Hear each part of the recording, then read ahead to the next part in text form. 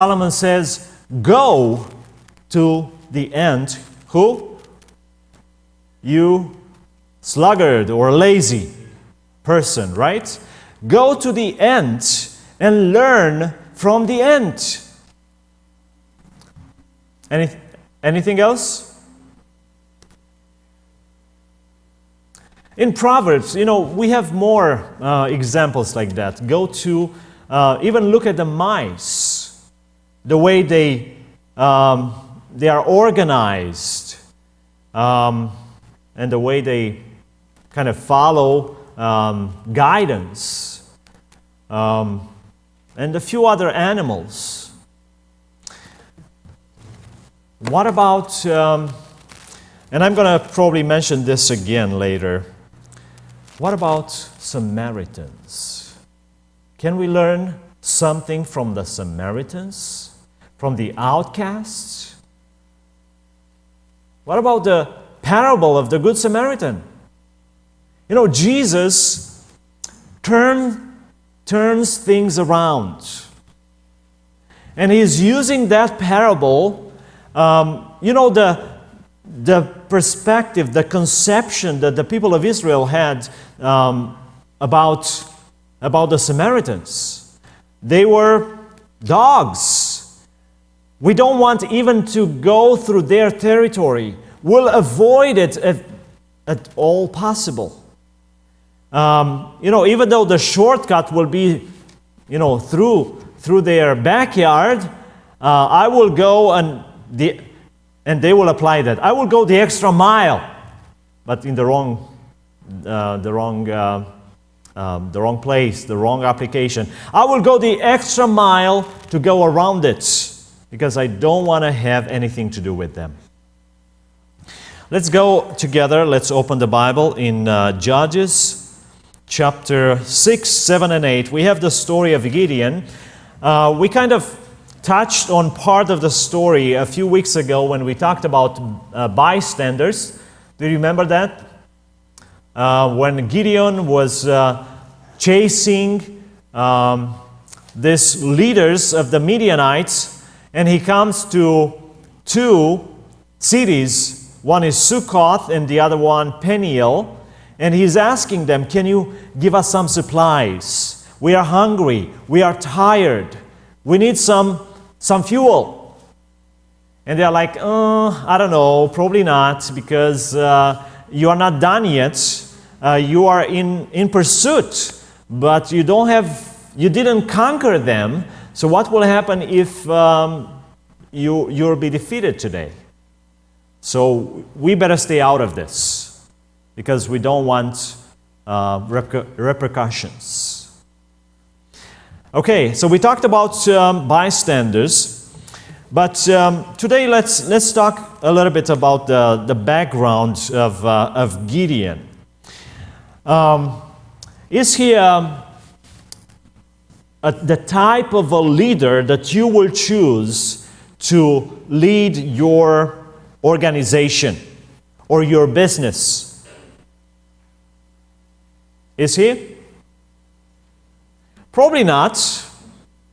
Do you remember what he was doing when the angel found him? He was harvesting in a kind of a hiding place. He was harvesting whatever he was able to collect from the field, because the Midianites will come, and they knew exactly the time of the harvest. They will come and they will plunder everything. They will take everything they can, take it with them to their territory, and then next year at the same time they will come again. So the Israelites, like Gideon, they will try to harvest as much as they could before the Midianites showed up. So he was harvesting in a vine press, the Bible said. So he was basically hiding there, harvesting his oats, was it? Or something like that, barley.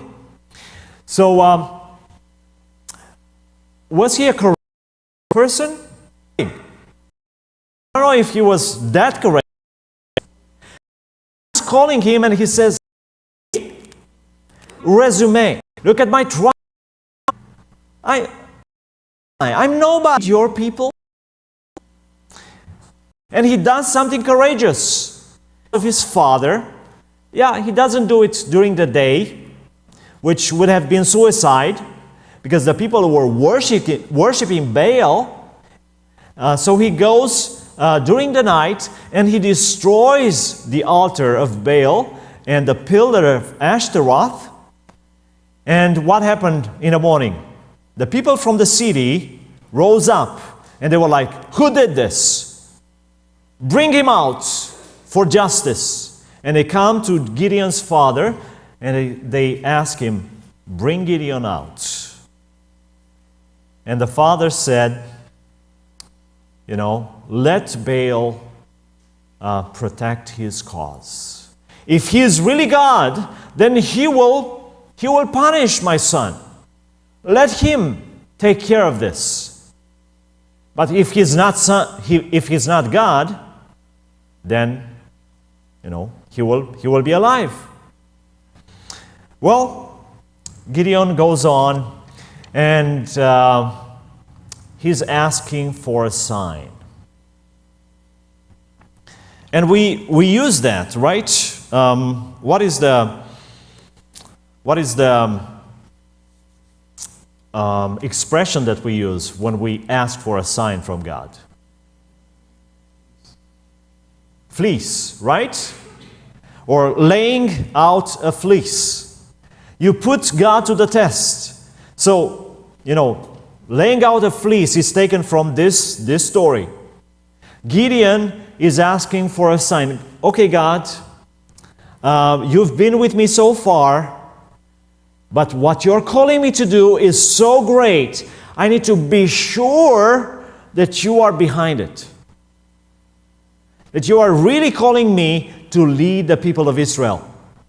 So first he says, I'm going to put the fleece out there, and if the fleece is going to be wet in the morning and all the ground around it is dry, then that will be the sign.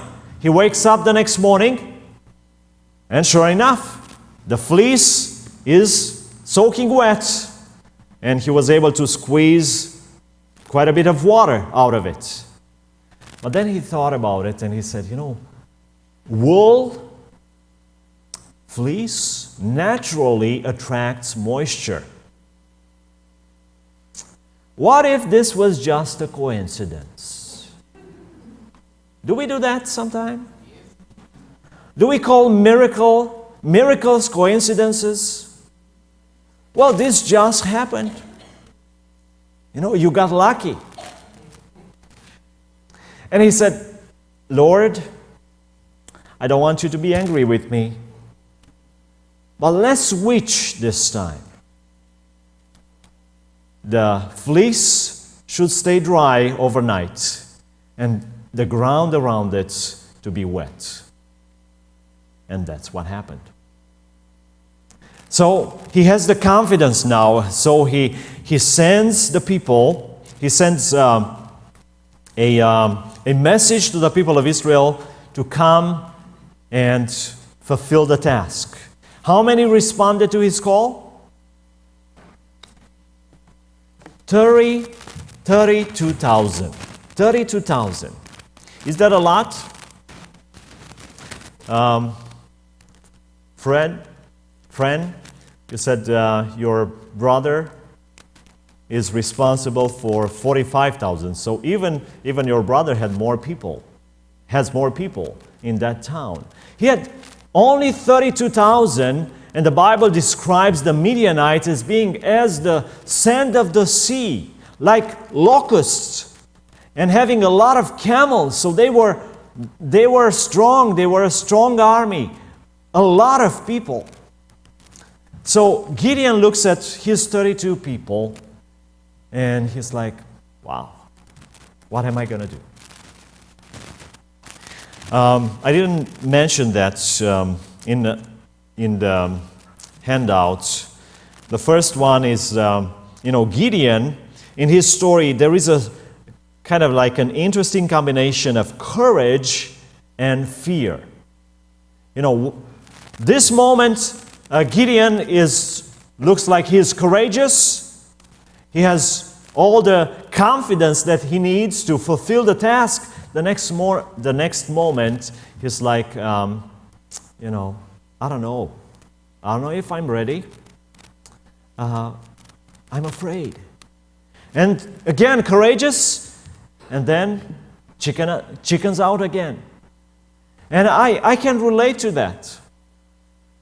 Unfortunately, my faith is not strong all the time. I'm not revving up there all the time. My journey is with ups and downs, and I believe some of you can relate to that too. Laying out a fleece, asking for a sign.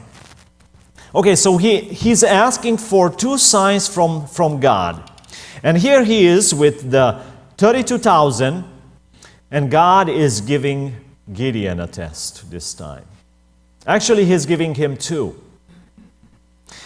And we have a quote there from Patriarchs and Prophets, page 549, that says, because his numbers were so few compared with those of the enemy, Gideon had refrained from making the usual proclamation. What was the usual proclamation? Let's go to Deuteronomy chapter 20. Deuteronomy, 5th book of the Bible. Deuteronomy chapter 20, starting with verse 5. So here are the instructions. Verse 20 has a subtitle saying Principles Governing Warfare. Starting with verse 5. Then the officers shall speak to the people, saying, what man is there who has built a new house and has not dedicated it? Well, probably I will fall into that category. I didn't build my home, but I just moved in this last week, so I will not go to war. Let him go and return to his house, lest he die in the battle and another man dedicated it. Also, what man is there who has planted a vineyard and has not eaten of it? Let him go and return to his house, lest he die in the battle and another man eat of it. And what man is there who is betrothed to a woman and that has not married her? Let him go and return to his house, lest he die in the battle and another marry her. The officers shall speak further to the people and say, what man is there who is fearful and faint-hearted? Let him go and return to his house, lest the heart of his brethren faint like his heart. What are they saying? Basically, the officers should come in front of the army and say, is there anyone among you who is fearful, who's afraid? Go home. What a good excuse. Who's not afraid of being killed? I mean, maybe there are some who have no fear, but personally, I don't want to die. So, isn't it easier to go back home and relax and enjoy your life? Who among you is fearful? Go home. So, Gideon, he skipped that. He didn't make that proclamation because he said, I already have just a few. 32,000 compared to a few 100,000 probably. There is no balance. If I say that, if I ask that, I will have even less. So I'll skip that. I will take 32. So God tells him, gives him a test, and I call that test too many. Too many. Let me finish the quote. He was filled with astonishment at the declaration that his army was too large. Seriously, Lord? Did you count the other army? Do you know how many they are? 32,000? Too many? But the Lord said the pride and unbelief existing in the hearts of His people. But the Lord saw the pride and unbelief existing in the hearts of His people. Aroused by the stirring appeals of Gideon, they had readily enlisted. But many were filled with fear when they saw the multitudes of the Midianites. Does this ring a bell from... Can you make a connection to a parable of Jesus? There is a group in that parable that says, they receive the gospel with readiness, and they jump up. They respond to emotions, but then they got discouraged because their roots are not deep enough. What parable is that? Of the sower, right? The seeds that fell on rocky soil. It has just a little bit of soil, and they sprout out really, really quick. But then they don't have enough soil to plant their roots deeply. And when problems come, they are easily distracted, easily turned around. So they readily enlisted, but many were filled with fear when they saw the multitudes of the Midianites. What have we done? What did we get ourselves into? Yet, had Israel triumphed, those very ones would have taken the glory to themselves instead of ascribing the victory to God. So those who were afraid now, maybe they would have stayed kind of in the back row in the battle. They didn't dare to be on the front line. But then when the victory came, they will go up front and they will say, yeah, we did it.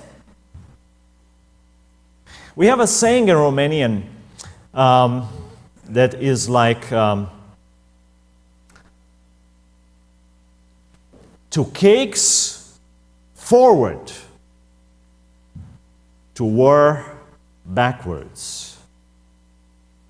Or, I don't know if I'm expressing that correctly. Maybe my Romanian friends can help me. La plăcinte înainte, la război înapoi. When it comes to cakes, I'm all for it.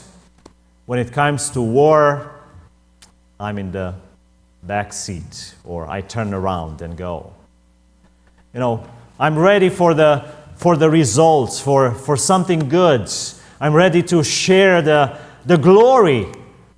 But when it's hard work, really? Do I need to work that hard for those results? Yet had Israel triumphed, those very ones would have taken the glory to themselves instead of ascribing the victory to God. Because, they were looking at themselves from the beginning. They were looking at themselves and they were comparing themselves with the enemy. And they said, we have no chance against them because we are just a handful. They were focusing on themselves.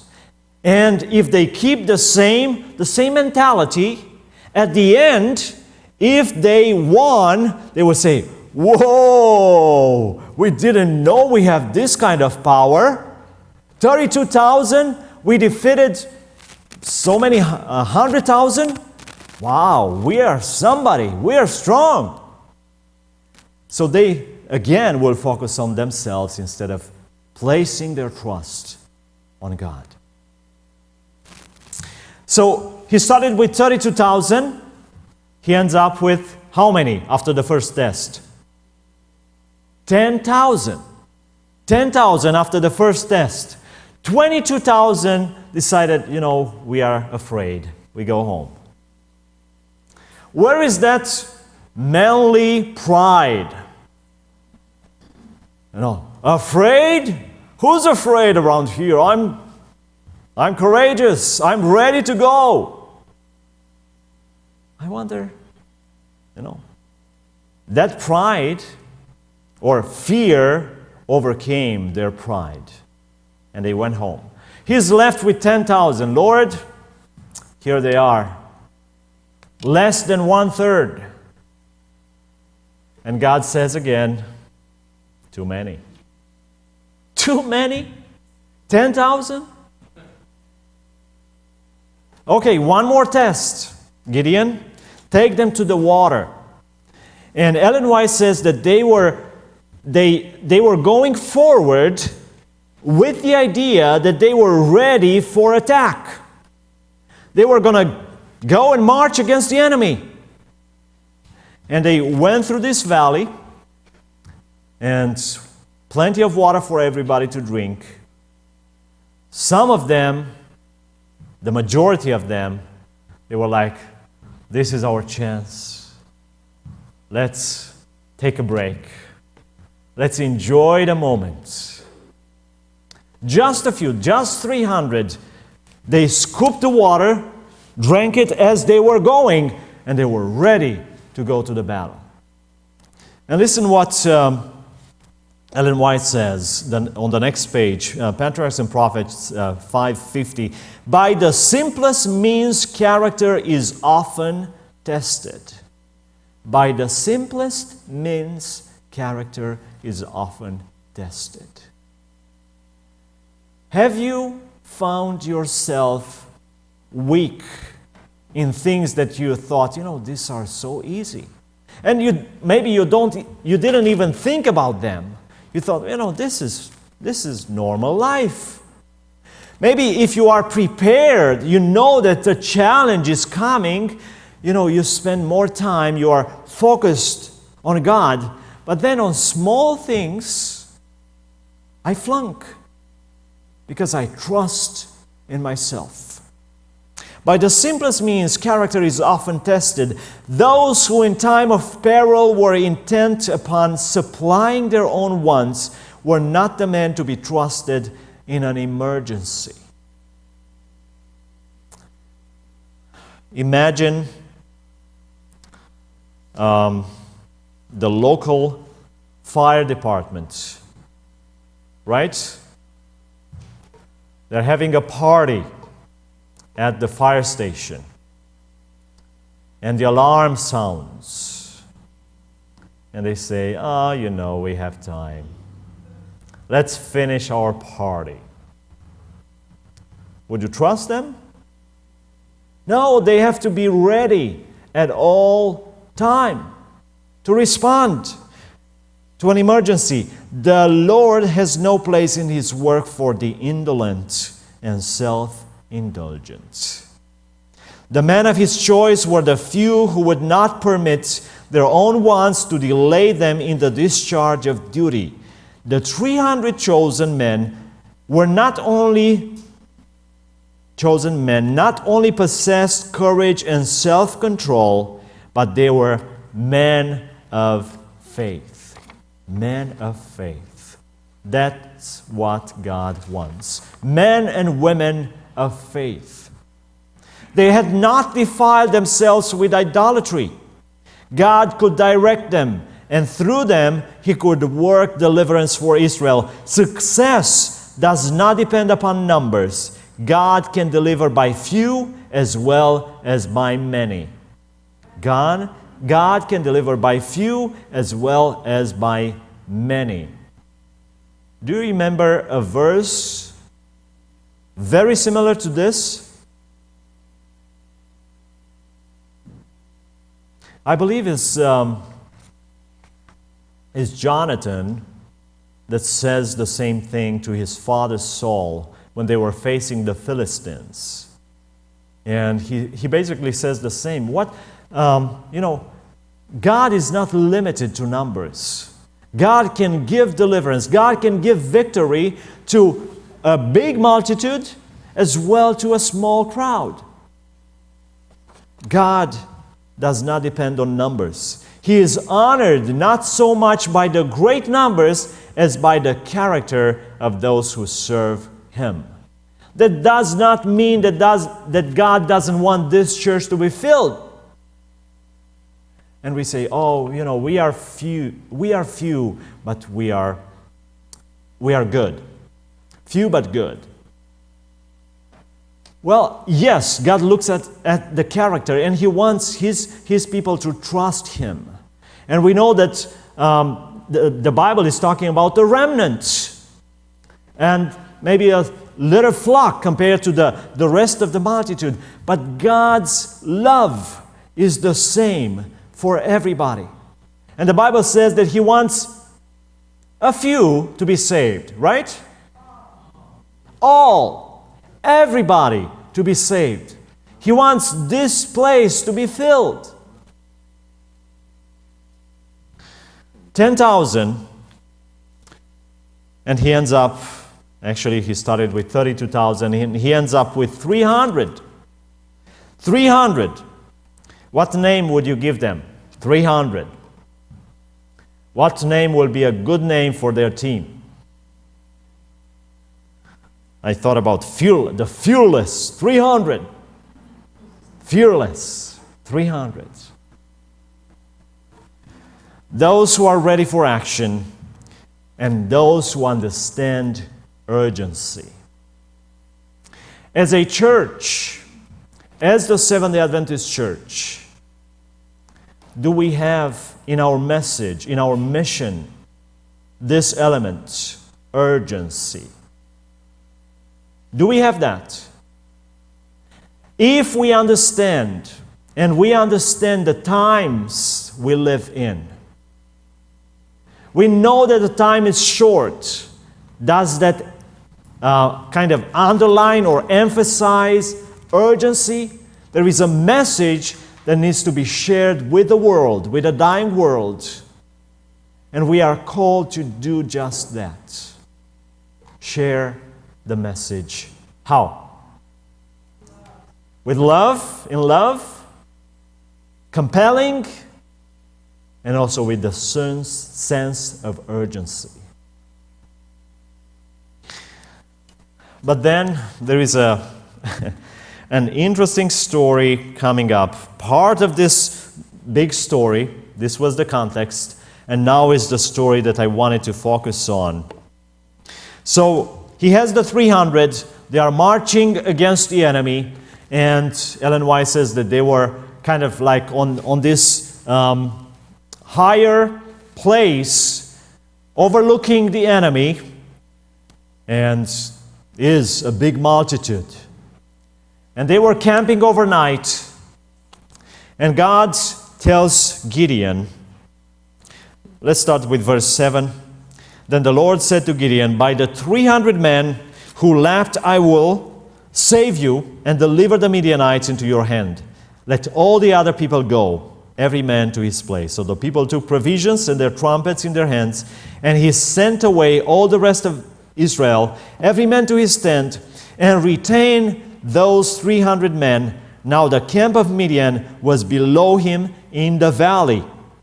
It happened on the same night that the Lord said to him, arise, go down against the camp, for I have delivered it into your hand.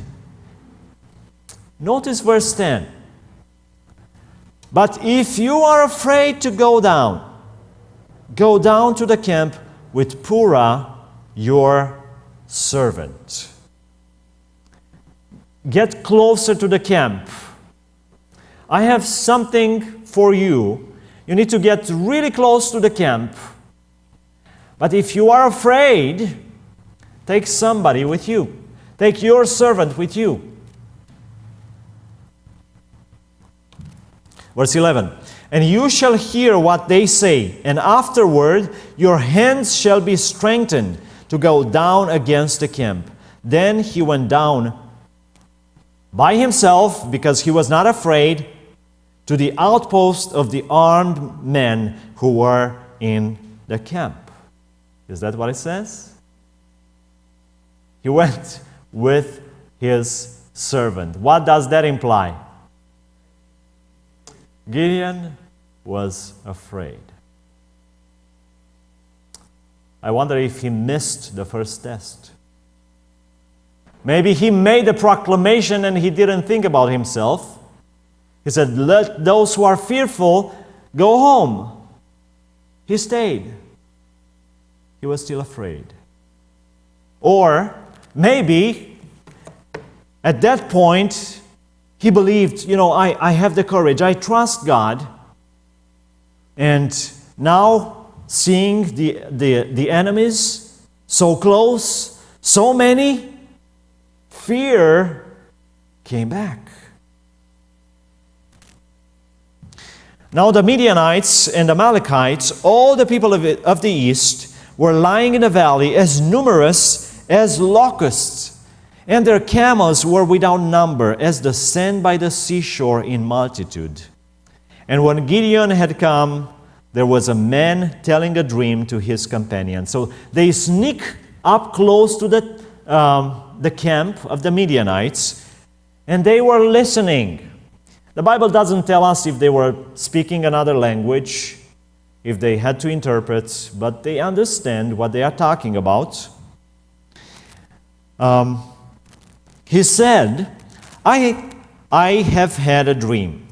To my surprise, a loaf of barley bread tumbled into the camp of Midian.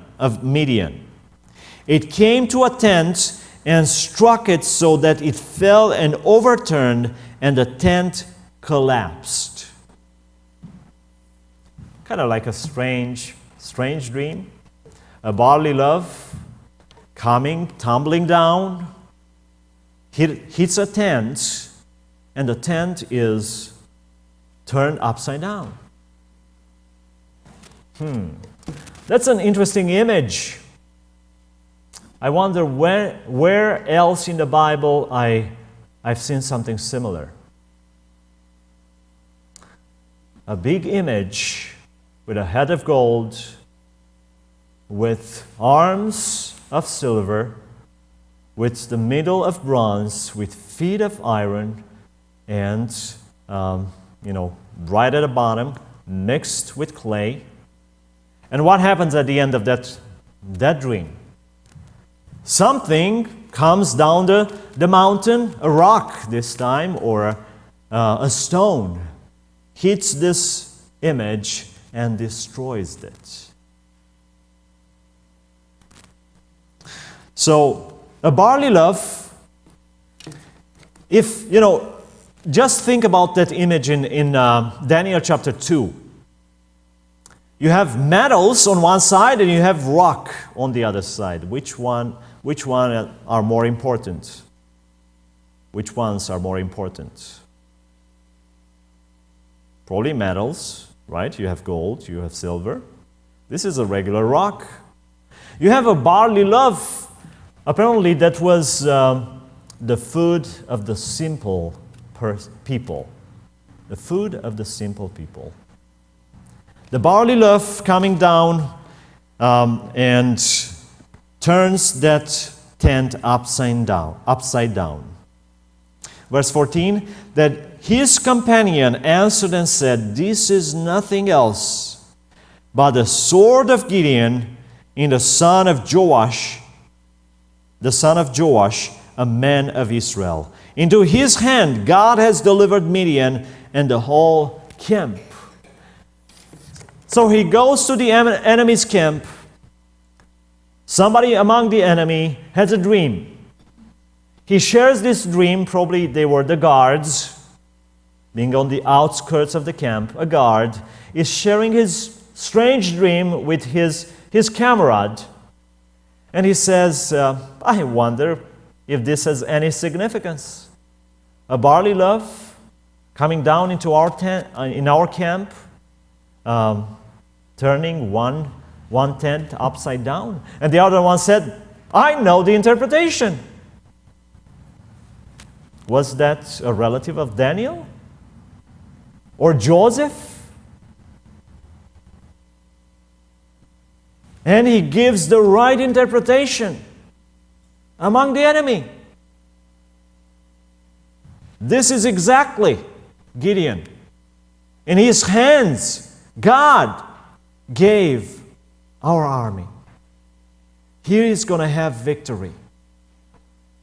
But you don't know how many people we have? God overrules numbers. So Gideon is afraid again, and he needs to go to the enemy's camp to learn a lesson of faith. Kind of a strange place to learn a lesson, don't you think? Learn a lesson from the enemy, and they know exactly what's going to happen. They have the prophecy right there. They have the interpretation. And he is encouraged. Notice what it says next. Verse 15. And so it was, when Gideon heard the telling of the dream and its interpretation, that he worshipped. Isn't that what we need to do? When we understand God's plan, when we see God's leading in our lives, what do we need to do?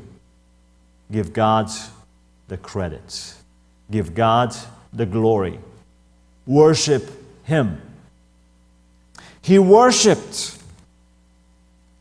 And then he returned to the camp of Israel and said, "Arise, for the Lord has delivered the camp of Midian into your hand."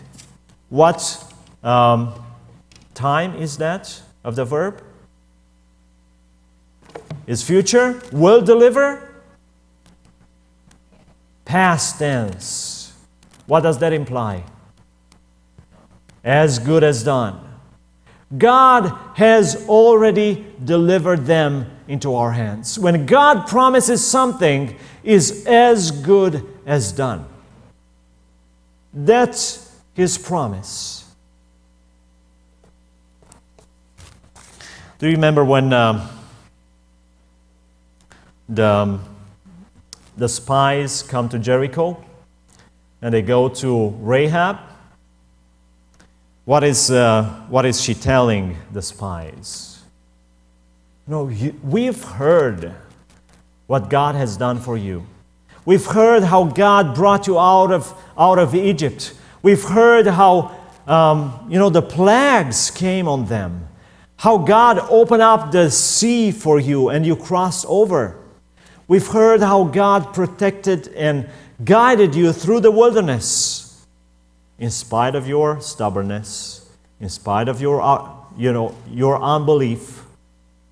We've heard and we know who God is. And now that you are ready to take on the land, our hearts are melting. We are afraid. 40 years before, another group of spies come back from their mission, and they say, this land is great, but we cannot conquer them.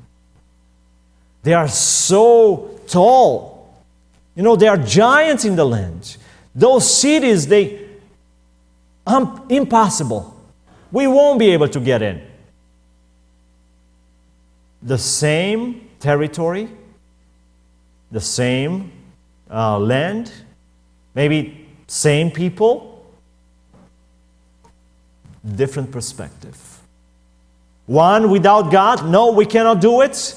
It's impossible for us, and it was impossible. They were few compared to the Canaanites, but this time they look at God. God is on our side. That's what Caleb told them. God is on our side. He promised that He's going to give it to us, and He's going to keep His promise. So Gideon has a confirmation. He worships God, and then he goes to action. And you know the rest of the story. Can my neighbor teach me a lesson of faith? Can my enemy teach me a lesson of faith? Can my child teach me a lesson of faith? I had somebody that came over. I met him a few weeks ago, and he heard that we are moving, and he said, I'm at home, and I'm willing to come and help you paint.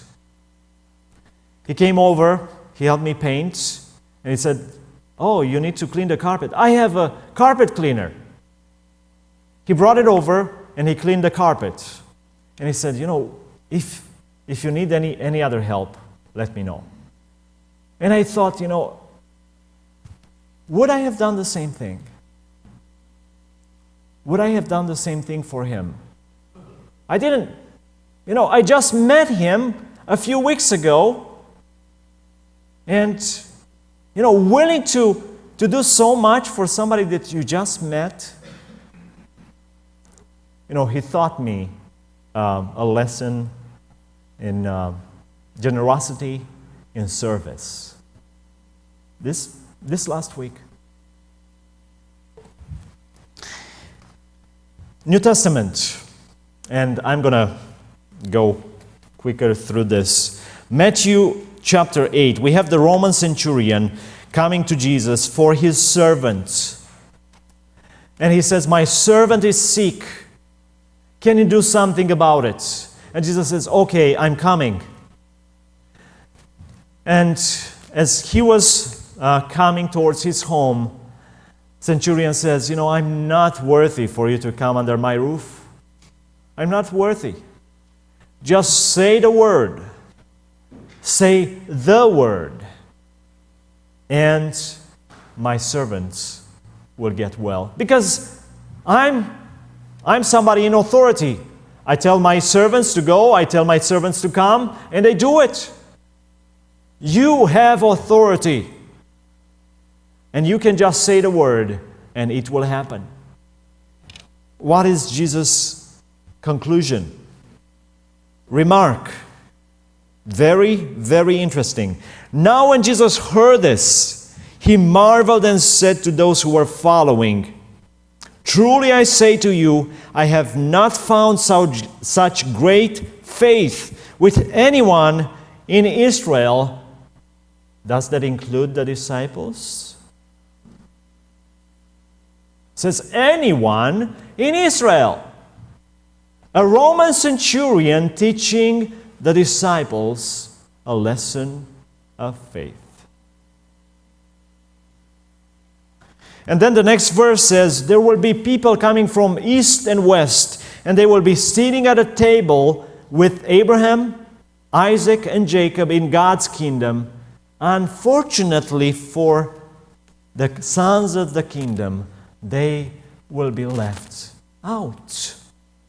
Ouch. There is a warning, not a competition. I don't want to think, and I don't want anybody to think, I need to secure my place. I need to hold on to my seat. That's not how we save our place in the kingdom. It's, sharing and inviting others to come. Notice what Paul says in 1 Corinthians 9:27. He's talking about his journey of faith, and he says, I discipline my body like an athlete, training it to do what it should. How many hours do these athletes practice every day? Long hours. If they compete in, any competition, especially going to national or, Olympics, you have people training all the time. And he says, I discipline my body like an athlete. I know I'm weak. I need to stay focused. I need to stay on the mission. Otherwise, I fear that after preaching to others, I myself be disqualified.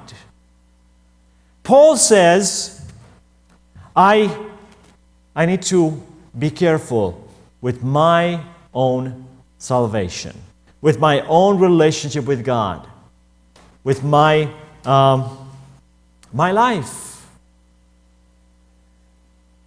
Because I don't want, after I preach to others, I shared with others, and yes, I want them to be saved.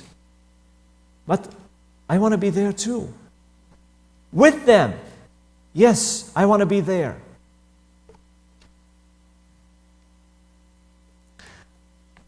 And the last verse,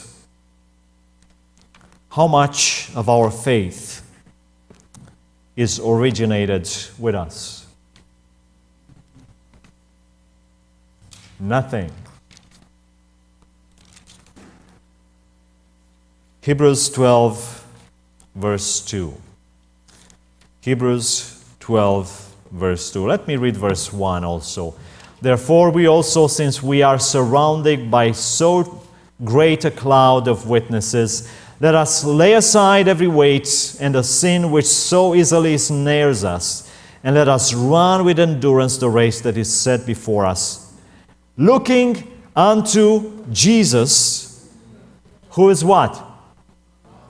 Author, the one who gives us the faith, the one who starts the faith in our lives, and the finisher, the Alpha and Omega, the beginning and the end, and all in between.